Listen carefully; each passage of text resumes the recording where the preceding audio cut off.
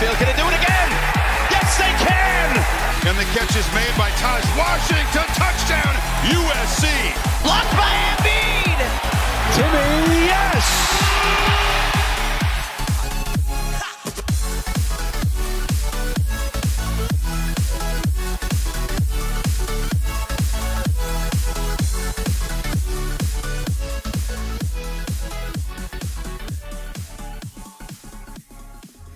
All right, hello everybody, and welcome back to another episode of the Beef Up Front podcast here on Pick Swap Media. This is your host Ryan Coyle, as always, back today with another episode in our Breakdowns with Beef quarterback preview series ahead of this Thursday's NFL Draft.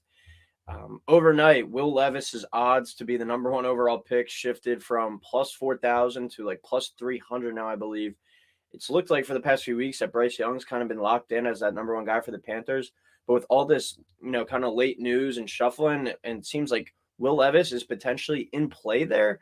I'm not really sure how this happened, but this did happen before with Baker Mayfield. He kind of went from being projected to go a little further in the first round, and he skyrocketed up the betting market boards, and he went number one overall. So someone's got some intel out there that Will Levis potentially might be the play for the Panthers, and that certainly would shock a lot of people. I thought it would be, personally, Bryce Young or C.J. Stroud. Those are my top two guys. Stroud being number one, Bryce Young two. And then Levis in here is kind of a mystery to me still a little bit. The 6'3", 232-pound quarterback out of Kentucky has some good traits, has some tools. He, if you just saw him up in person, he looks like the guy that you would want to be your, prototypical NFL quarterback. But when you turn on the film, there's just a lot of things I don't personally like, and I just don't really see it with him. He doesn't really excite me, and I know this is just one game, but he doesn't look the parts to me of a first-round player, let alone the number one overall pick. So hopefully for Panthers fans' sake, this is like a smokescreen because I just don't really see it, and you'll see it throughout this. He does flash some intriguing traits and has certainly some talent, and apparently his makeup and his overall just personality and the way that I think he is going to be able to relate to coaches, players, the front office, I think that might have won some people over, and maybe he'll go higher than we expect. But in my last mock draft, I had him going all the way down to 23 to the Minnesota Vikings. And now there's rumors that he could be in play at number one with the Panthers or number two with the Texans. So we'll turn on the film, and I'll kind of go through, I guess, what I saw out of him and why I'm not as big of a fan of him. In this game against Mississippi, at the beginning of the season, 22-19 loss. He went 18 of 24 for 220 yards and 2 touchdowns. One of them was like a shuffle pass, so barely did anything on that one. And then he had 9 rushes for negative 19 yards in this one. So not the greatest game in the box score. And when you want to talk about quarterbacks that have maybe some more long-term upside and untapped potential, I'm definitely banking on a guy like Anthony Richardson, who's also right now, I believe, only 20 years old. And then you look at Will Levis, he's already 23, and he'll be 24 by the time the season rolls around. So there's a lot more youth on Anthony Richardson's side and less snaps played. I think he has more room to grow and a higher ceiling. Will Levis is just like a reckless player, and I might be traumatized being a former Carson Wentz fan when he was with the Eagles, but I just see a lot of Carson Wentz in him in that reckless play. So we'll start it off and just kind of go through the game, and I'll tell you why I'm not the biggest fan of this prospect. Started off here, bad start to the game, bobbled snap, and there's just one example of him just being reckless. Right off the bat, your first touch of the game, let's lower the shoulder as a quarterback. I do kind of like that. He shows his ability to be like an asset in the quarterback sneak game. I know that's not something crazy for a quarterback, but I think that play is going to continue to evolve, and he shows the ability to do it there. But that's just one of several times that he lowers his shoulder on defenders. And as we've seen with quarterbacks over time, that's not a thing you're able to withstand over time, especially with the hard hitting in the NFL. So right there, this is an incomplete pass, but that is a nice ball, and he gives his receiver a chance to get it. And you just see his overall arm strength, and the ability to put the ball out there. Just a bit overthrown, but that's one of the few plays where, kind of with Anthony Richardson, where it was like, all right, this is incompletion, but wow, that's pretty special. I don't think Bryce Young is necessarily having arm strength or the ability to get the ball there, even though it wound up being incomplete. That's one of the things that you kind of, check off to the side. He still flashed something, even though it was a bad play, but that's only one of a few plays in this game where I was like, oh, okay, I kind of see it there. in terms of Anthony Richardson, I saw it like pop a lot more times and just the guys around him wasn't helping. But there's such a gap, I think, between CJ Stroud, Bryce Young, and then the other guys. Like Anthony Richardson would be my third, and then probably Hendon Hooker at 4, Will Levis at 5 for those top 5 like consensus kind of quarterbacks. But I just think the gap between 1 and 2 and the rest of the guys is so huge for in terms of being able to go out there and play right now.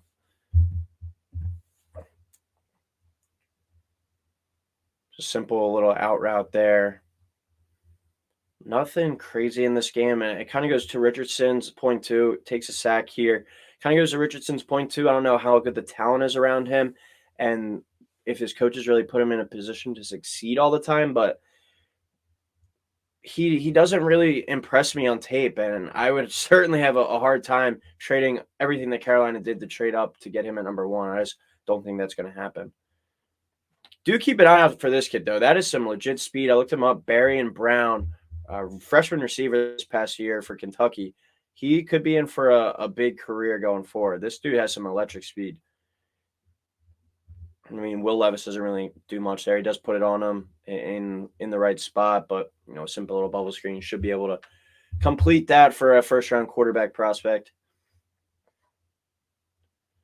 Screens a little bit behind the running back there, leads to an incompletion.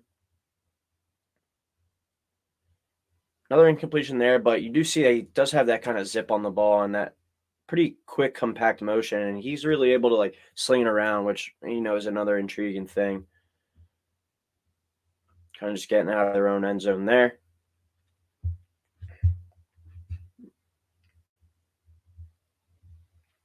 And I believe coming up here, there's a potential Wentz-esque play. Where, all right, you got nothing going for you. Why? 2nd and 14, just roll out of the pocket. This is a good angle here. If I'm Will Levis, why 2nd and 14, let's run right up into the middle where all these defenders are and lower our shoulder and give ourselves up for some more contact. Instead, why don't you use your mobility and either flush right, flush left.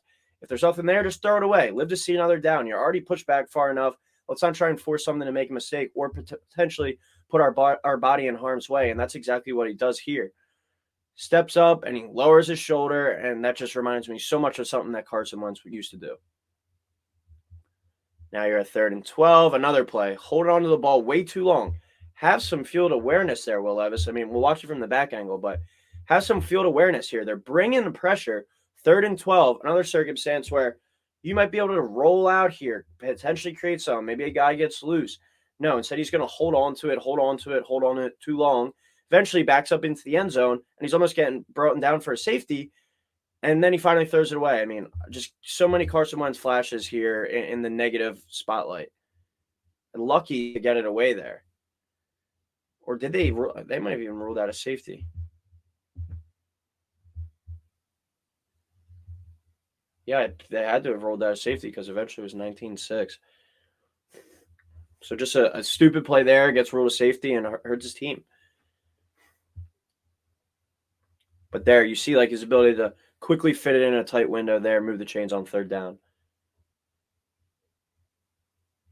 Well-executed screen there. That's I think, an underrated facet of the screen game. A lot of it's the quarterback being able to kind of, play it off, really sell like the fake, get the defensive lineman really coming in, and then, free up the running back and to get all those offensive linemen out in front of him. Will Levis does a good job on kind of the play fake there and setting up the screen.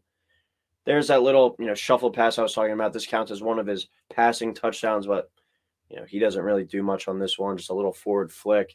He can even just hand it off, but instead gets him a touchdown pass there.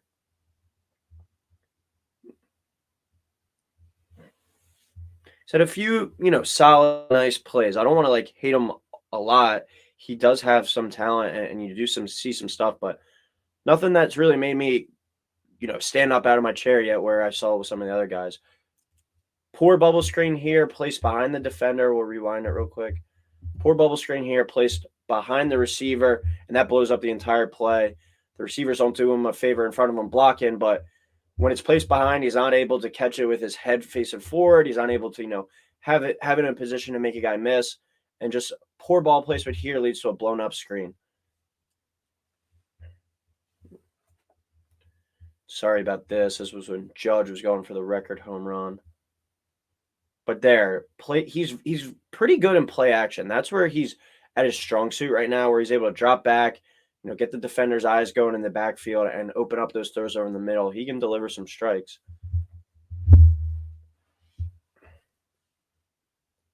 But yeah, see, like we're already here into the third quarter, and I'm not very impressed by him so far.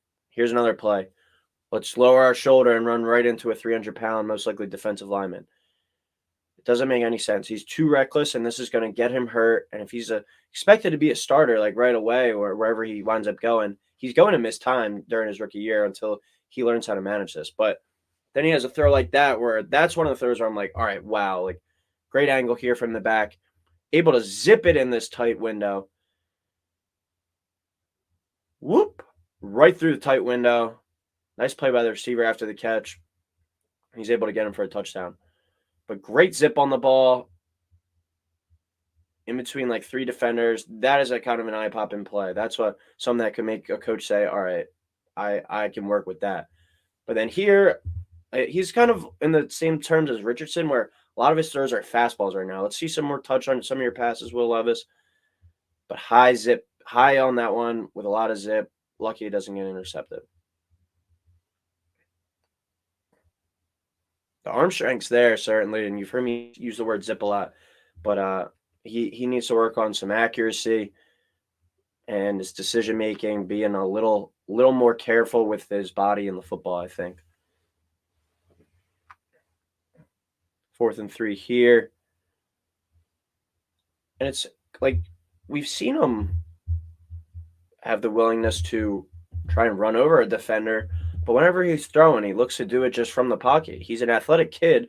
Let's use some of our body and our athletic ability to potentially extend the play out of the pocket. That's what Bryce Young was able to do so well, and probably the reason that he will be the number 1 overall pick. This is a really nice deep ball. He throws a pretty deep ball. It looks good coming out of his hands every time. Gives his receiver a chance to make a play there. Just doesn't come down with it. Another play over the middle there. Receiver gets held, but he puts it in a good enough spot where he gives his receiver a chance to make a play, even though he was held up. Still gets 2 hands on the ball. But here he goes trying to navigate a winning drive. Sets up another nice screen there. But here comes Kentucky. They're driving. They're trying to go on the road here and upset Ole Miss. Let's see if Will Levis is able to complete this drive and put some points on the board.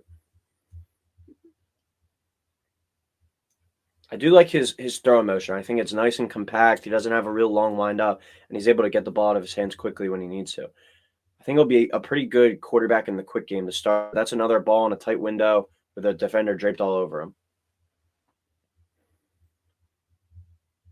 But I feel like with him, it's 1 or 2 good plays and then a bad play. Not very consistent at this stage of his career, but able to withstand some contact there and take it on and complete the pass.